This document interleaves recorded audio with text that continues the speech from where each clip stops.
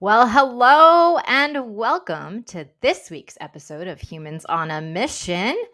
And I'm excited today to talk to you about a topic that I absolutely love. I know another topic that I absolutely love. I'm pretty sure every topic is going to be one that I absolutely love. But today it's going to be all about helping you claim your genius.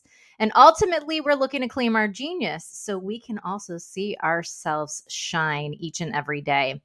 And so today we're going to dive into what I love to say is our superpowers, your inner genius. And these are the very gifts that you have to offer the world. So let's get started. I have some cool tools to share with you and some little bit of meditation and connection there that I think that will be helpful. So why genius, right? We hear this often about, well, this person's a genius, or I don't think I'm a genius in anything, and we often deflect that away from us because we don't think perhaps that we have some sort of superpowers or gifts or talents or skill sets, that really help us shine to ultimately be exactly who we are, to do the wonderful things that we're meant to do, to create the wonderful impact in the world that we're all meant to do in our own way. And so people, what I notice, fixate on the very thing that they don't do well. They fixate on what I would consider your weaknesses and not necessarily embracing the very things that you're naturally amazing at. So I love this because when I traditionally meet with coaching clients or groups, or I do facilitating workshops and things like that, one of the things that I notice is that I will see that the first thing that I'm always asked is, well, I want to know how to fix the thing that I don't do very well. And I'm sitting there going, that's very interesting. We have so much energy that we put into really fixating on this and shifting basically the very thing that we're not very good at, and to try to create it as our masterpiece.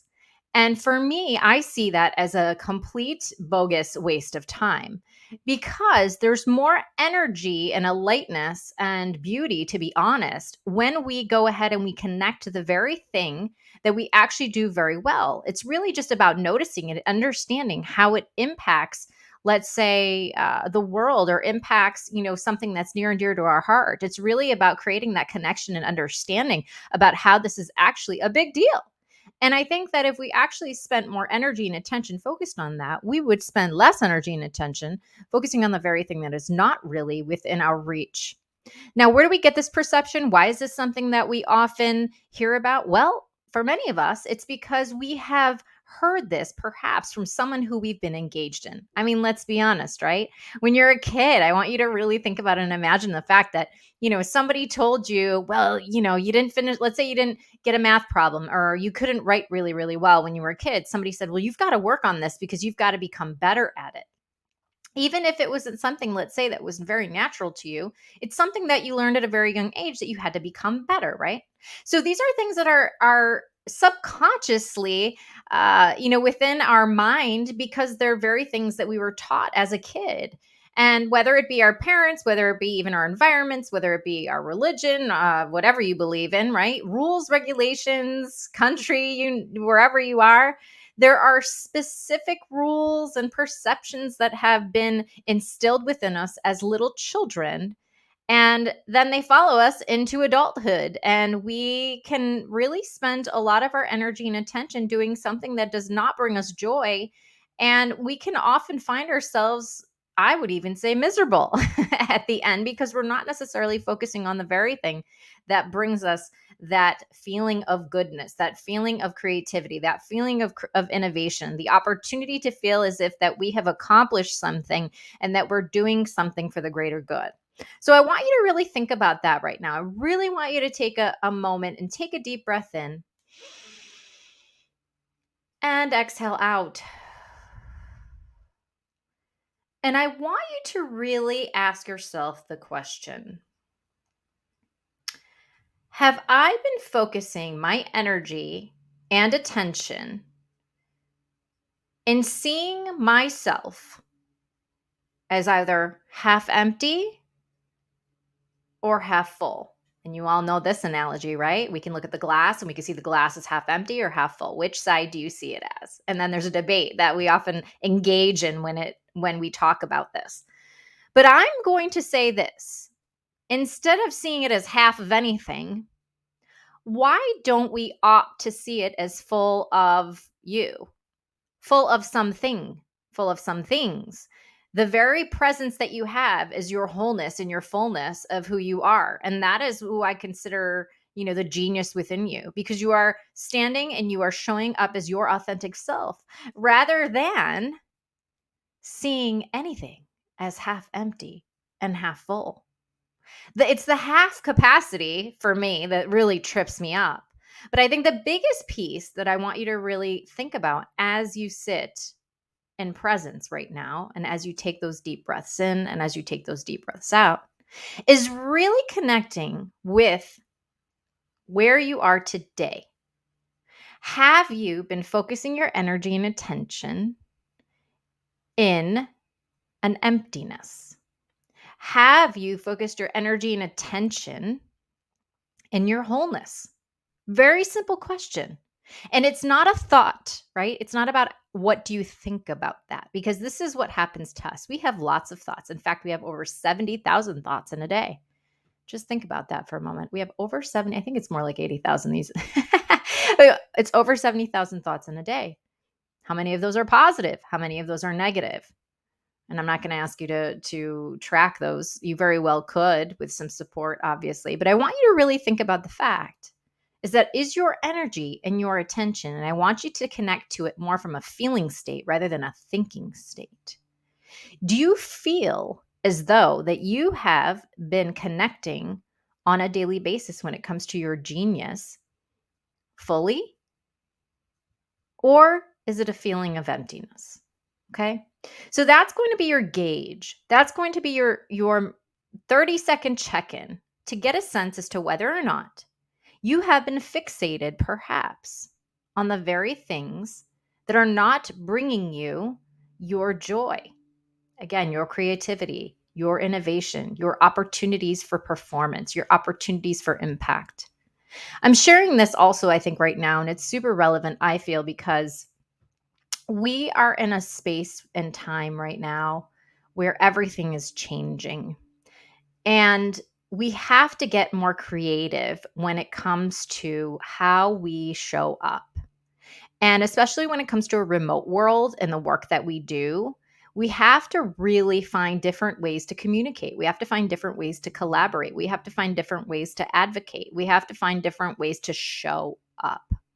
And oftentimes, without communicating, and I'm talking to even some of my introverts out there who aren't necessarily the ones that will often speak up, although you can still be introverted and speak up, or extroverted and not speak up, because the concept of extrovert and introvert is basically how you process. Some of us need to speak up and say things out loud and engage with others, and others need quiet space and quiet time. These are all beautiful aspects of our genius, but I think what's important for us to really think about is, again, we're in a time and a space right now where we need to really tap into our connection to our inner worth, our inner genius, how we show up, which is also beyond just a skill set. And yes, we're going to talk about those skill sets today because I think they are valid and valuable for all of us to pay attention to, because we don't know how to communicate them unless we know them, unless we become aware of them. And it's less about what other people tell you your genius is. It's more about your distinguishing feeling or factor within you that tells you, this is what I'm here to do. This is what my skill set is. This is what my genius is. Because it's also about really understanding what you're naturally great at. And then how do you feel when you are doing it, while you're doing it, and based on the impact that it has on others, how does that make you feel? So those are the very things that I want you to keep in mind as we're talking about this today, because again, it's not based on just what you think. It's based on also how you feel. Remember, we are right-brained and left-brained individuals. Some of us have a little bit more on one side or the other based on who we are. All important aspects when we talk about our genius, okay? And at the end, I'm here to really share with you the fact that when you actually focus on what you are great at and not what you're not great at, we have a sense of lightness. We have a feeling of peace. We have a sense of calm. We have what I would call flow. It's an opportunity for us to really step in and to also challenge ourselves at the same time. And I also believe that it gives us more opportunity to create more impact by taking away what's wasting our energy versus what is filling our cup. So, I want to share with you a tool that, and actually, before we go there, one of the things that I want to talk about too, in addition to, being introduced basically to this stuff when we were a kid in terms of our perception about ourselves. So, in our careers, right, we have supervisors, we have bosses, managers, whatever it is, based on whoever you're engaged with. And some of us are our own bosses who are entrepreneurs. And so we have to, we're getting feedback. So whether you're an entrepreneur, you're getting feedback, let's say from a customer base or somebody who's engaging with you, a partner, et cetera, et cetera. If you are in a corporate career or in education, whatever it is, there's evaluations, right? There's feedback that's being given. And I'm sure that we've all had instances where somebody has told us, hey, Connie, I'm going to share this one with you. You are too assertive. Mic drop. I would drop it if I could, but I actually need it for this episode today. You are too assertive. Now, I know my feminists who are listening here today are going to say, what? Here we are supporting women to be more assertive. But yes, that is something that I was told once. It was a piece of feedback that was given to me, which I saw as my particular genius and part of my skill set. But somebody shared with me that it was too much. So the reason why I bring that up, because guess what? We can be told lots of things, right? One can be a technical skill, one can be a communication skill, and we can start to develop these perceptions of I'm not good enough, I can't do this, and then hyper focus on the energy of I need to fix this, right? Because I want to get paid or I want to get a promotion and I must do A to get to B and then to C and then all the way to Z. And so by the time we get to all of that, we have lost our own sense of self. Right? And I'm not saying that this is true for everybody, by the way. I think that I am bringing this up for you because I want you to think about that. I want you to think about it because, our perception can quickly change into things like people pleasing. And we can forget about how we're really here to show up and how we can have a conversation with perhaps the person who is providing us with that feedback about how to also embrace the genius and skill set that you do have. And might there be a middle ground there and a deeper level of understanding? Okay. And of course, this all depends on a lot of different things, which I'm not going to get into today specifically. But one of the tools that I have found that has been very beneficial in my particular experience in understanding your genius and understanding what it is number one is personal reflection. And I'm going to offer some questions for you to ponder in addition to what I've shared thus far to help you think about this. The second is that there are diagnostics out there, right? One of my favorite tools, and certainly I am biased here because I'm a Gallup certified strengths coach. And as a Gallup certified strengths coach, and you can find the information at gallup.com, or you can certainly Google Clifton Strengths to learn more about this. They also have a lot of data and research to support the work that they do. You may already be familiar with this in connection to well-being, in connection to organizational work, et cetera, et cetera. And certainly their work spans worldwide. So this is something that you may want to additionally look into. So for me, about 15 years ago, I took a wonderful little tool called the Clifton Strengths Assessment, and it told me what my top 5 strengths were. And I, just as anybody else, was like, what do you mean you're going to give me a diagnostic tool to tell me who I am? If I don't know who I am, then how is this going to tell me who I am, right? Because I don't want to be labeled. I don't want to be seen as a certain way. And I don't want other people to see me in one way without my engagement or interaction with that piece of information. And so I quickly realized that my top 5 themes that showed up, and these were called strengths themes. And by the way, the tool itself actually is about 45 minutes long, and it evaluates basically your top 30. There are 34 strengths themes basically, and based on how you answer the questions, it ranks them basically 1 through 34. Number 34 being your lesser strength, and some of you may call your weakness, and 1 through 5 being the ones that show up on a daily basis. 6 through 10 also very, very strong. So 1 through 10 is really what we look at to really strengthen, to strengthen on a daily basis. And within these themes, there are skills, talents that we use on over time, right? Because it's really about investment that we've done when it comes to our talents over time that creates a strength for us, right? So that's what we want to that's how we want to see this essentially. So this tool basically has really changed my life over the past 15 years. And since then, I started using it when I was in higher education with my students. Then I started using it with administrators. Then I started using it with leaders, and then certainly organizations and things like that. And it never ends, right? And I continue to use this tool. Why have I found it valuable? Number one, because it's a tool that has information and you take what you want from it and you leave the rest, just like anything else. And it gave me an opportunity to engage in understanding, for example, that I was a strategic person, that I love to relate to people, that I love creativity, I love ideas and imagery, and I'm a communicator. And that also I am all about maximizing your potential, right? So, the fact that I could then understand how I show up in my genius, it supported my continuing the conversation and really asking myself those deep reflective questions. So as a coach, I work with others to understand and basically name these strengths themes, aim them specifically, and certainly claim them, to say, this is what's true for me and here's how I show up. So if that's a tool that you would love to use, I would highly recommend. And there certainly are others, right? Some of us may even use Myers-Briggs. Some of us may even use How to Fascinate from Sally Hogshead, right? The disc profile. Like I could keep on going. And there's a lot of other the Enneagram, right? There's a lot of diagnostics out there.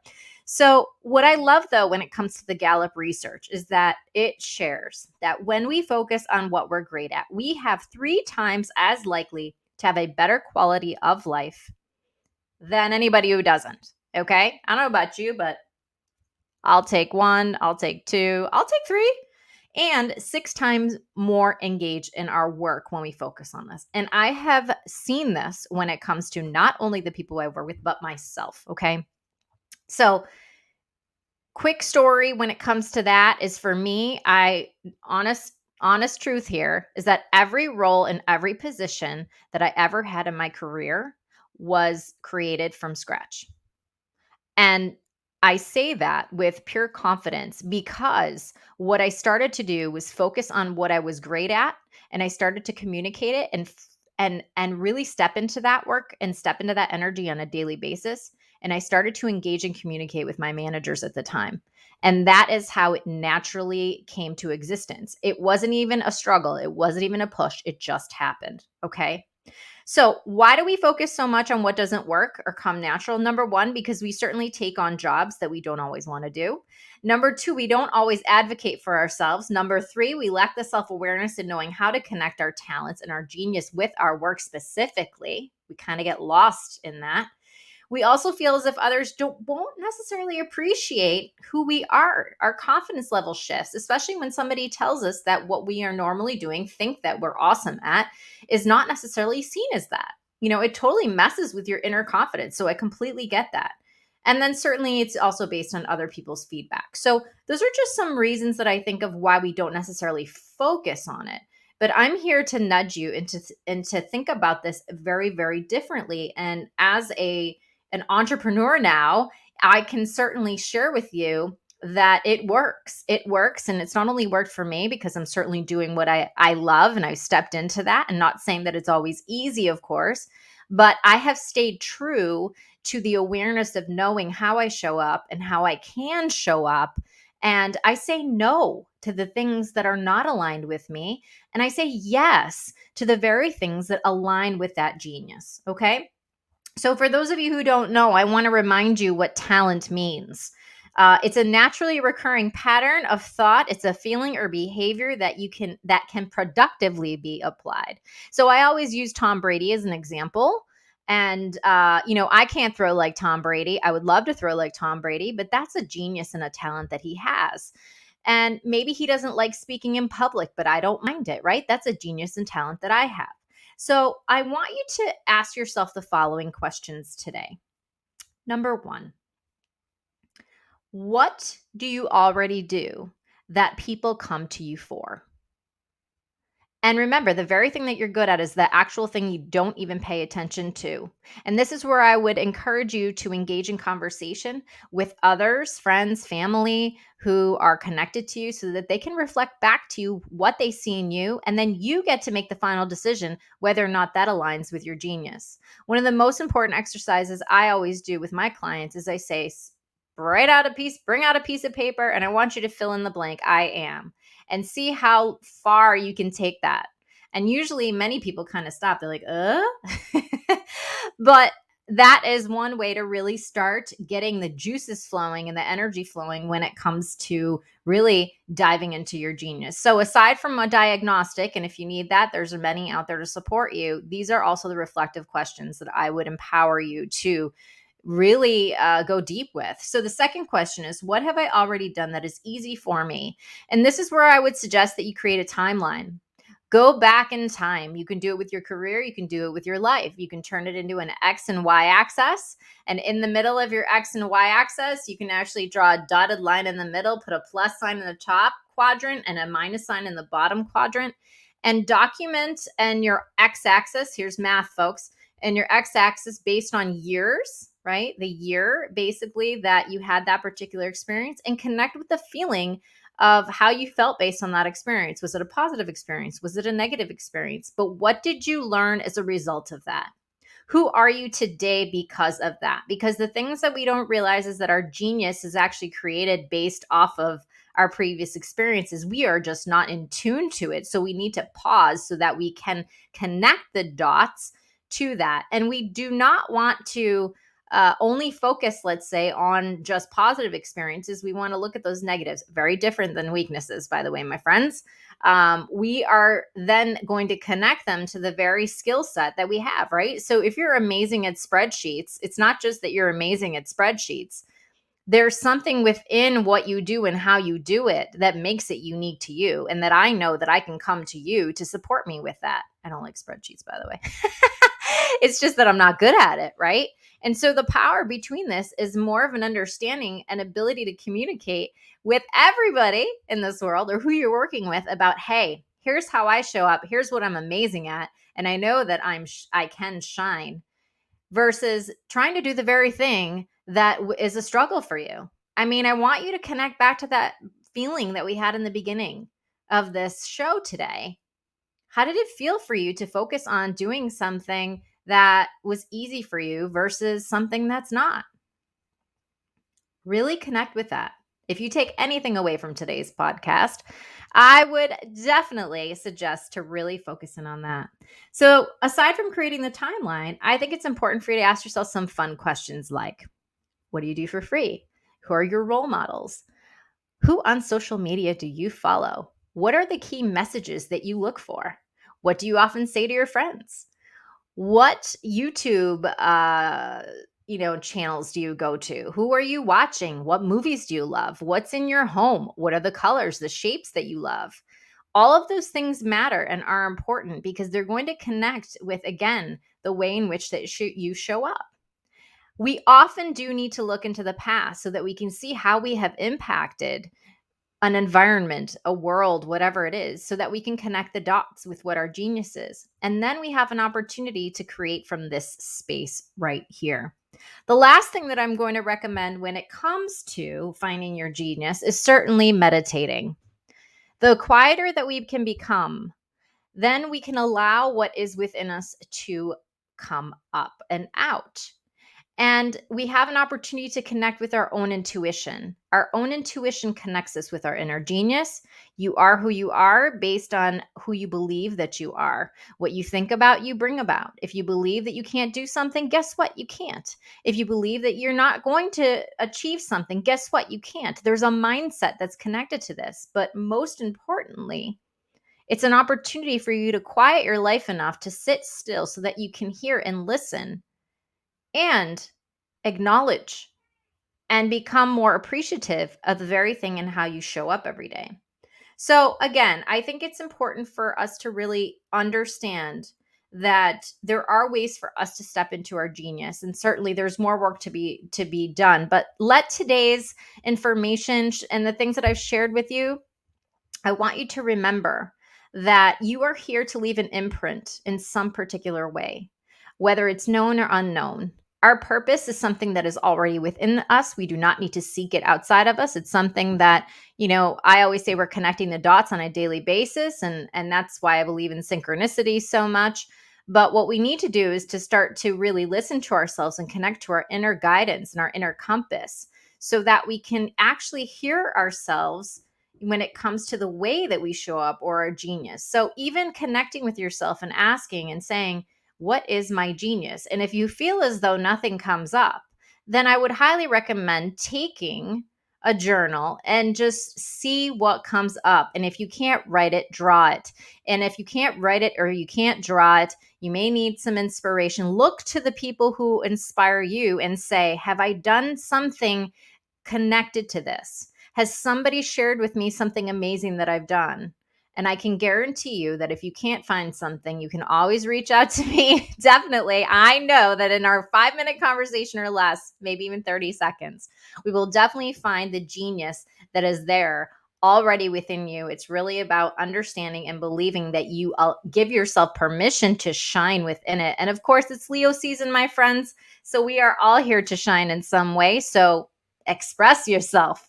All right. I hope that this episode today gave you some information to understand why it's so powerful for you really to understand that you are a genius.